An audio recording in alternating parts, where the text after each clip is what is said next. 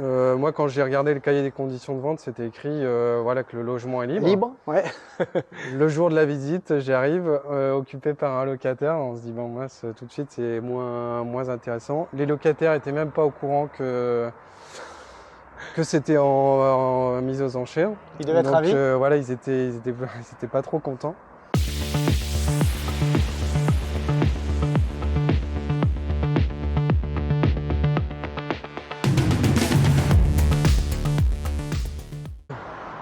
Donc on est arrivé sur la deuxième opération de Louis.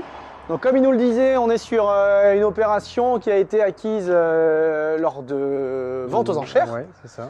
Donc vous voyez le bâtiment, c'est un bâtiment, t'as l'année de bâtiment? Parce que c'est vrai qu'il est beau. J'ai pas l'année parce que ça doit être, là je vois 1896 sur la... D'accord. Mais en fait c'est l'ancienne clinique de Beauvais qui a été réhabilitée en 2010. Donc c'était l'ancienne clinique réhabilitée en logement déjà, par un marchand peut-être? Oui, peut-être par un marchand, j'ai pas le nom à l'origine, mais... Ok.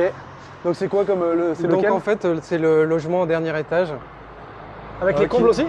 Voilà. Enfin, il n'y a pas de comble, mais il y a tout le dernier étage. Là il y a 2 logements par niveau, okay. Et Partie nous commune au milieu. on a tout le dernier étage. D'accord. Enfin tout est déjà aménagé, Ok. loué.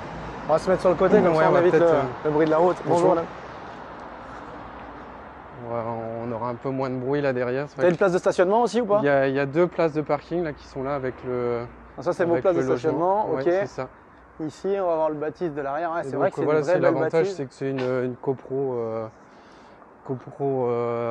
avec faible charge et qui a du charme. L'appartement a du charme. Carrément, carrément. Comment ça se fait que ça s'est retrouvé aux enchères, tu sais? Je ne sais pas l'historique du bien, mais en fait c'était un bien 1 an à l'avance qui devait être vendu. Ça ne s'est pas, enfin, qui devait être vendu aux enchères, que ça ne s'est pas fait. Donc du coup, entre-temps, le propriétaire s'est dit je vais remettre aux enchères, je vais remettre en location. Sauf qu'il n'avait pas le droit théoriquement de remettre en location.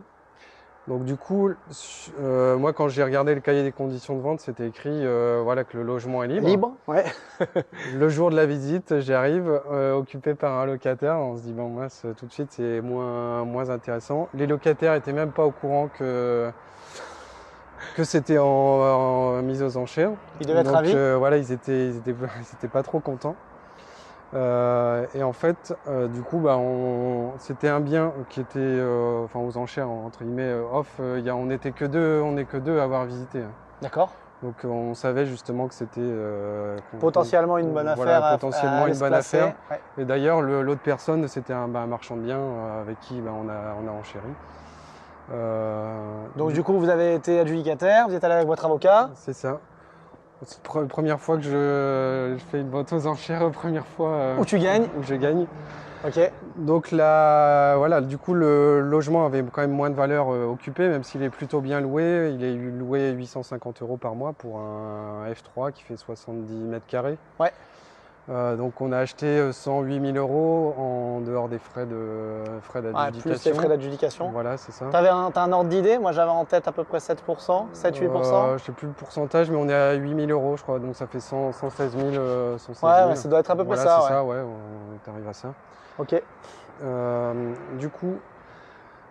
Donc vous prévoyez d'acheter vide, finalement vous avez acheté en connaissance de cause, c'était occupé.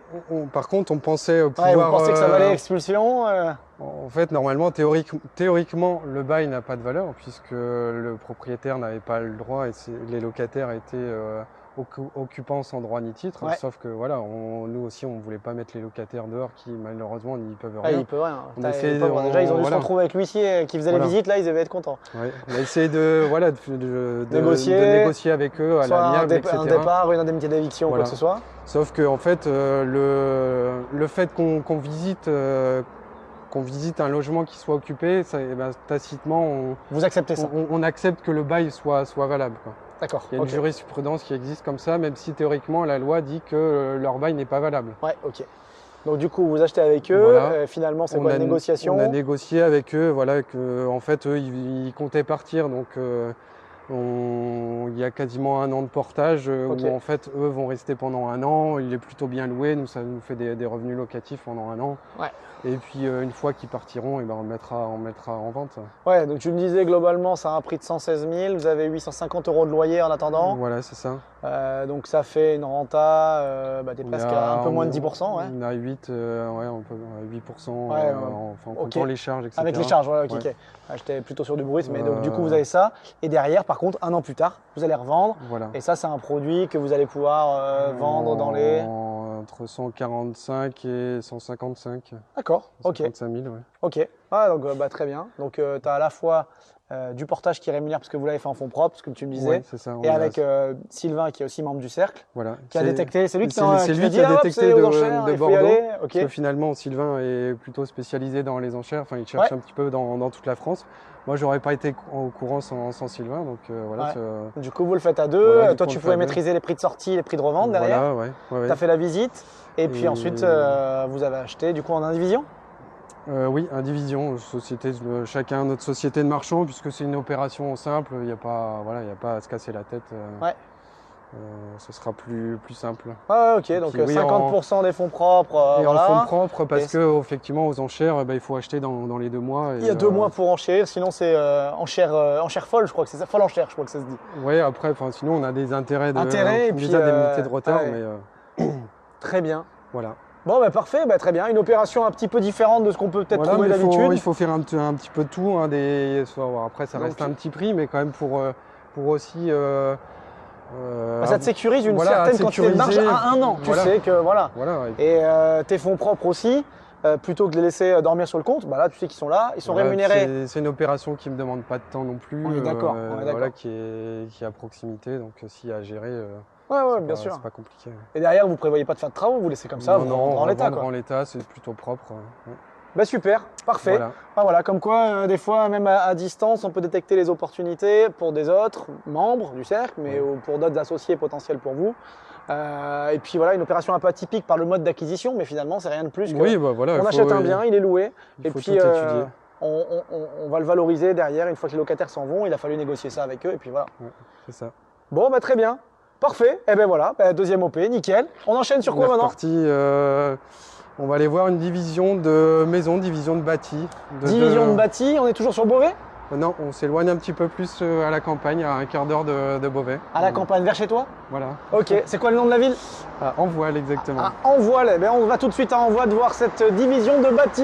Allez, c'est parti.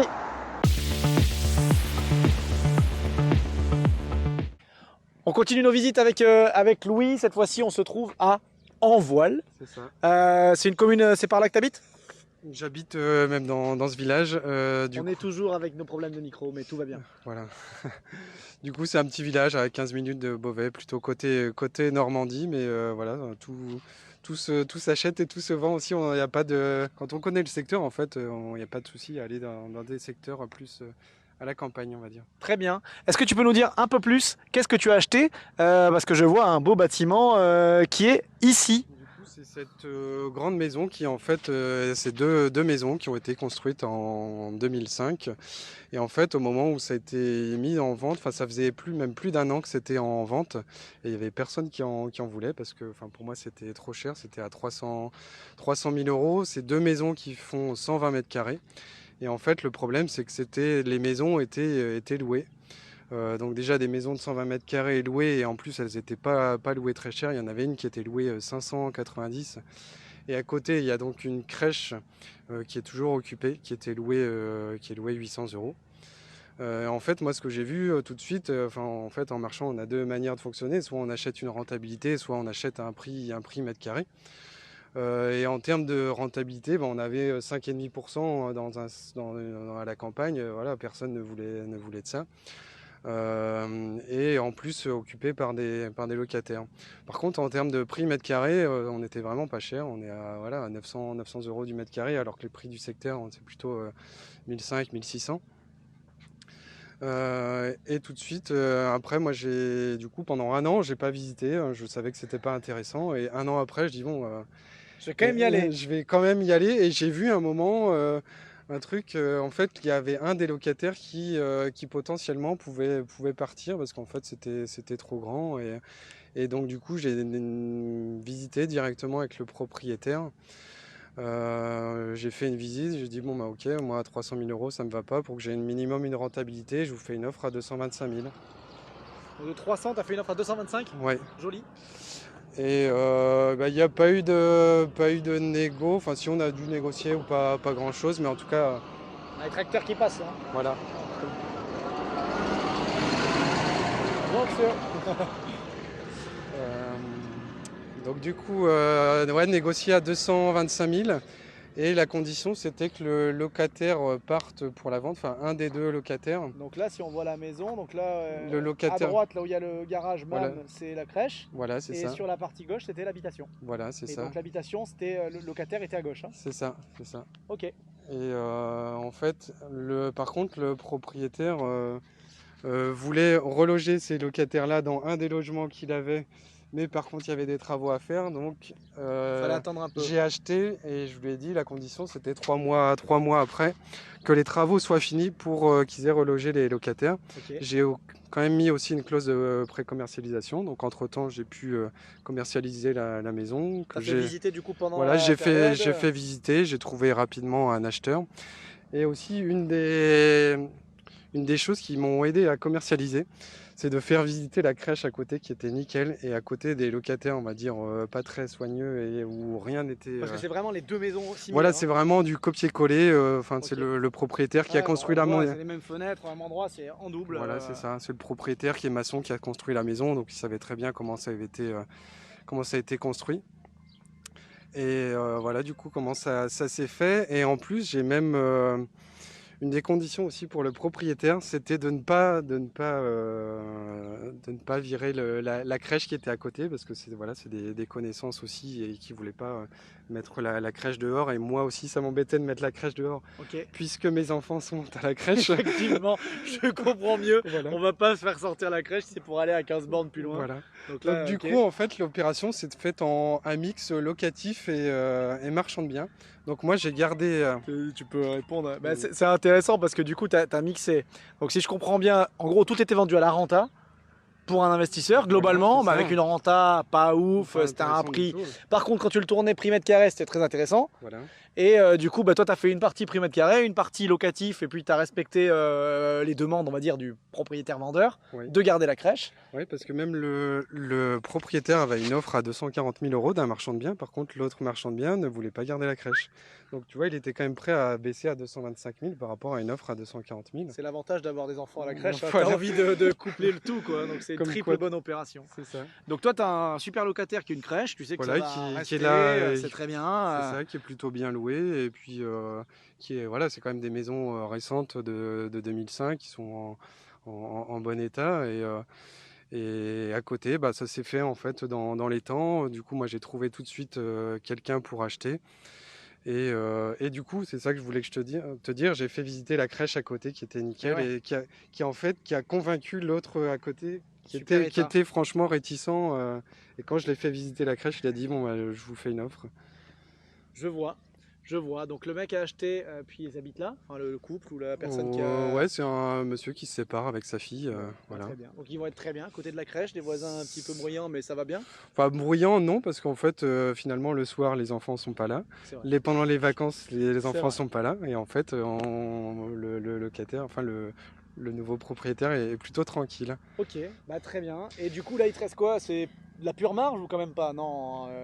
Enfin, de toute façon, j'ai quand même, je savais quand. Ah non, c'était ça qui était intéressant, parce que comment tu as fait l'acquisition? Tu t'es pas revendu à toi-même, tu as directement Non. acheté en locatif. Ouais, j'ai fait un seul compromis. Par contre, j'ai fait 2 achats, un en SCI, avec ma SCI et un avec ma société de marchand de biens. Donc tu t'es mis sous compromis pour l'ensemble. Voilà. Par contre, tu avais déjà 2 lots séparés.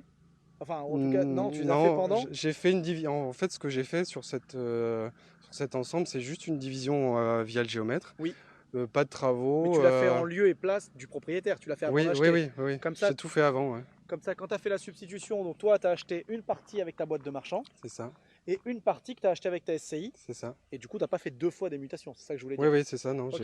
j'ai acheté directement avec les bonnes sociétés. Avec les bonnes sociétés au bon endroit, C'est ça. nickel. Ouais. Bon, parfait, parfait. Bah, ça, c'est super. Parce que, encore une fois, tu as combiné, bah, un peu comme je dirais Seb à Nivilliers, qu'on a Oui, c'est vu. ça. Tu as Finalement, combiné du marchand et du locatif sur une même opération qui t'améliore la rentabilité, qui te permet de la faire en fait. c'est ça, ouais, c'est ça. Et D'accord. finalement, moi, je suis content finalement d'avoir acheté ça en locatif. Ça marche très bien. Les locataires sont là pour un petit moment, donc Ouais. ça me va bien. Ah, mais c'est top ça. Voilà, une dame qui vient chercher ses enfants à la crèche. Ok. Donc, pour résumer l'opération en termes même de prix, du coup, je vous ai dit 225 000 net vendeurs, parce que Ouais. c'était direct avec le propriétaire. Et j'ai revendu en fait celle-ci en l'état à 161 000. Donc D'accord. ça faisait 112 500 par maison. Ok. Voilà, ça faisait une marge à 40% en, Ah, en ne faisant rien, juste faisant passer un géomètre pour un bien ça faisait un an qu'il était sur le bon coin, quoi. c'est incroyable. Incroyable. Comme Donc, quoi, en fait, encore une fois, des fois, on va parler de le off-market, il nous faut du c'est ça. réseau, des machins. Il y a certains biens qui partent pas. J'ai eu le cas, il y a plein de membres du cercle qui ont eu le cas. Des biens qui partent pas parce qu'ils sont pas vus à leur plein potentiel. Et Trop cher, des fois voilà. trop cher, donc il y a besoin de négo. Là, ils l'ont entendu assez vite, tu vois, et finalement, il n'y a Ouais, pas ouais. eu de discussion tant que ça. Ouais. Oui, il y avait besoin de négo, mais malgré tout, en fait, tu fais la négo et puis ça passe, et quand ça passe, tu te fais ta belle C'est marge et ça, et tout va puis bien, quoi. quand on explique les choses aux gens, que ce soit clair, voilà, moi je lui ai dit clairement ce que je voulais faire, que l'autre partie j'allais la faire en marchand bien, voilà, il a très bien compris, et ça s'est fait plutôt bien, ouais. Bon, bah parfait. Bah écoute, super. En tout cas, super cadre, on est bien. On a traversé les plaines de l'Oise, alors, Voilà, tu dis, on est dans l'Oise normande, on se rapproche l'Oise de normande. la Donc, Normandie. c'est ton secteur? C'est mon secteur. Bah, après, moi, je vais sur toute l'Oise et les départements limitrophes, hein. Moi, je suis prêt à aller Donc là où il y a ça, des c'est affaires. pour tous les agents IMO et les apporteurs d'affaires. Donc Louis, vous aurez les infos dans la description. Vous pouvez le contacter directement par le biais du cercle. Donc marchand de biens. Vous avez vu les opérations qu'il fait.